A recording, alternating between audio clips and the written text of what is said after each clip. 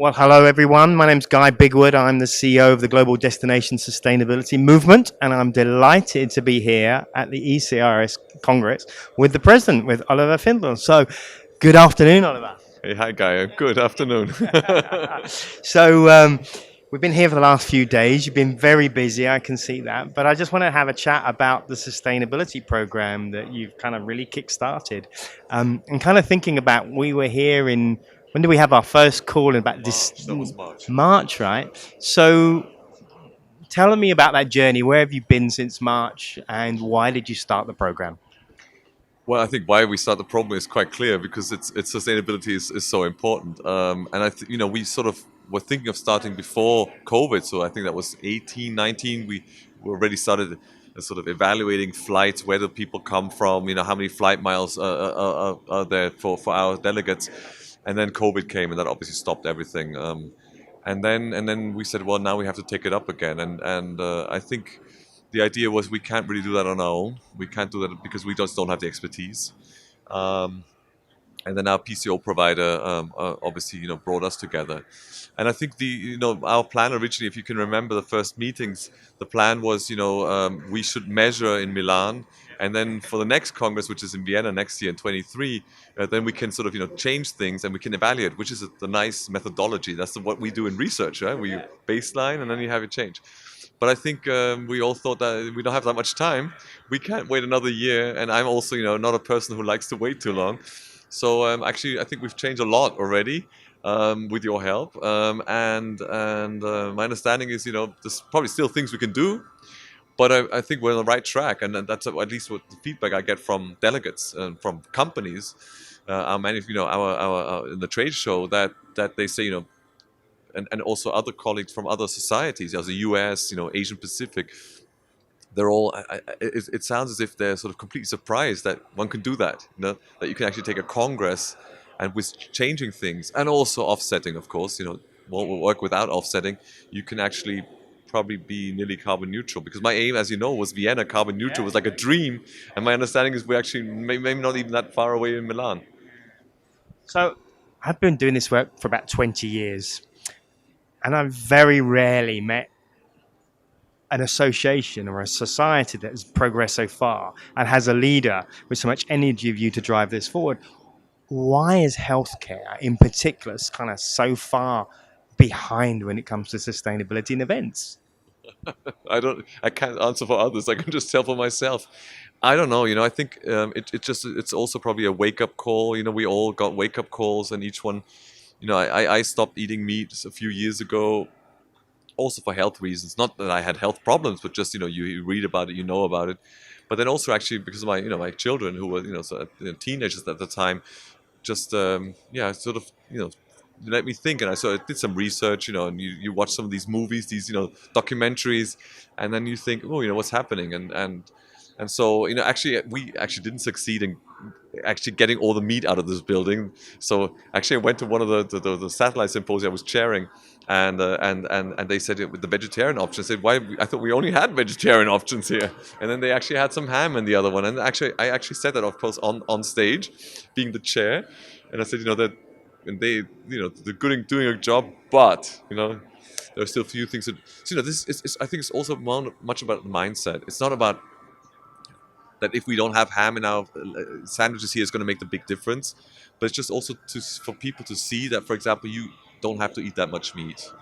You don't have to have this and that and that. And actually, you can survive really pretty well, if not even better. And I think that's also, also educate. We educate ophthalmologists, and now we're trying to educate them also maybe a little, at least, concerning sustainability and things. Hopefully they will change, in their private lives, but of course also in the professional life. So really we're talking now about the Congress, which is, that's the main focus of what we're talking about. But as you know, we have a second very large focus on really trying to make what we do in the operating theaters in our clinics more sustainable. A much larger undertaking, I should say, much more complex. But, I think we're on the right track, and it's going to be an interesting, let me say, journey, which will take much, much longer. So I think that's going to be much more complex. So tell me a bit about that and your vision for that. How do you see because really kind of feels like it started in the last few months, and it's accelerating very quickly. And the iSustain initiative and your collaboration with colleagues around the world, to just explain that a bit for us. Yeah, I mean, I think we the videos we show here, and actually that's the one video I did with my daughter, my son, and a student. So because we just wanted to see, we obviously know that I always saw in our operating theater, these guys taking these big carts with a lot of plastic bags on it, taking that waste away. And obviously we know we open a lot of bags. We get, these big pallets of boxes before. And so, cataract surgery being the most common surgery in medicine, we're probably one of the biggest contributors to waste. And we know that medical waste is actually about 5% of the entire world's waste. It's just medical altogether, or health. And there are numbers like 9 to 10% of the carbon footprint of this earth is actually healthcare. Obviously also manufacturing, also pharma, but the whole thing. So these numbers make you really think. What are we doing? What's happening here? And we've seen, especially in the last 20 years, a very strong trend towards disposables. That means you have drapes, the coats we have, the gowns we have, everything is out of paper, plastic, and that's all obviously infectious waste at the end of the day, and it has to go and has to be burnt in Europe. And so you just think, what are we doing? And not always are these things bad, but we just have to start thinking of how, so actually in Austria we started an initiative where we just looked, because Austria is a small country, and that's a good thing. So we know there's 33 sites which do cataract surgery. There's no, and those 33, we asked, what do your packs look like? These disposable packs which we open at the beginning of surgery, where you have the syringes, the cannulas, the drapes, the gauze, and whatever you may have in there. And what we saw is there's a lot of variability, a lot of differences in the country. So we have sort of a cluster of, let me say, rather compact light sets with just, the things you really need. And there are some outliers with huge drapes, extra this and extra that. 3 knives in there, you can only use really 2. So essentially, why do you have 3 knives? Well, because it's actually 2 surgeon groups in that hospital. And the one's like that knife, the other's like that, which is fine, but they have 1 pack. So essentially the nurse opens it and takes one of the knives and throws it in the rubbish right there and then. So, this, I think we just have to really, and we sort of calculated together with a company in Germany who sort of did the whole calculation of this carbon footprint of these, looking at the materials, that it's about 32% reduction just if all Austrians would go down to the lower third, the average of the lower third of those packages. So now we want to make an Austrian sustainability cat pack, as a benchmark, and hopefully, people will join.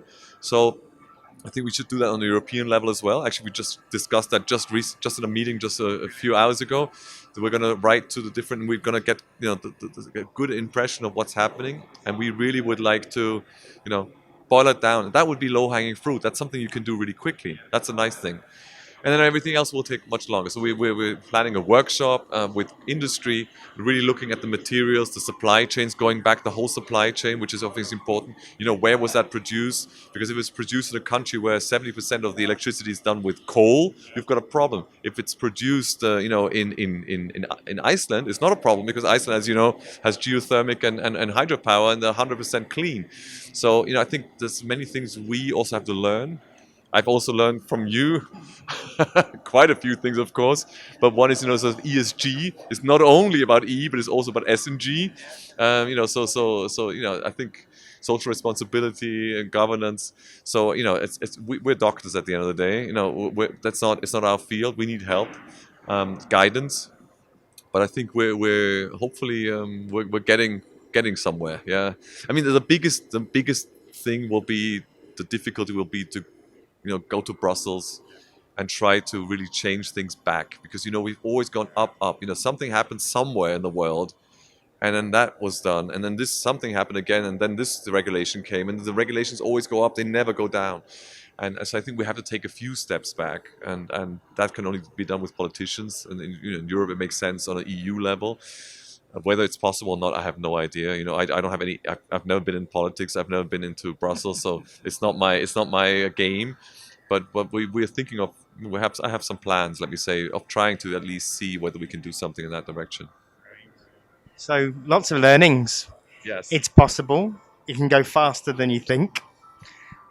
People are actually receptive to it and supportive of it. Yes, I mean, feedback was really good here. I mean, no matter where we spoke about it, people stayed in the room. We had one big innovation sort of day, and one of the blocks was about sustainability, 45 minutes. And I was thinking, who knows whether people are going to leave and go out for a break or do something else. But no, the room was nobody left. We just had today. We had a main symposium, and there was one long talk about sustainability by an American colleague, and also there, the people didn't leave the room. And actually, I get a lot of feedback, and just people walking up to me and saying, it's good that you're doing that. And at last, and now I see the other societies, who are obviously here. They say, we have to do something as well. We have to change something. You guys are doing something. It's really good what you're doing. So I think maybe we're leading, at least for ophthalmology, we're leading the way. I would think so. Yeah, I would hope so. And I found it amazing that our sustainability wall behind us has turned into an Instagram wall, and everyone wants a picture in front of this, which is fantastic. So great. Thank you very much for your time. Thank you for your leadership. It's a pleasure working with you, and don't give up. We've got a lot more to do before Vienna, haven't we? Absolutely. Vienna is going to be a great congress, and I hope it's a very sustainable congress. Although, at the president's dinner, but don't tell anybody else, I'm thinking of, because schnitzel. Schnitzels are really good. People love schnitzel. I love schnitzel, actually. And I'm thinking of actually having maybe chicken schnitzel. That would be, bio chicken. Of course, yeah, and really identify, which farms they come from, know the origin, know what kind of animal feed they have there, and then maybe that's. I'm thinking of an exception. Once in a while you have to do something which you just please others and please yourself. Brilliant. Thank you very much. Thanks very much, everyone.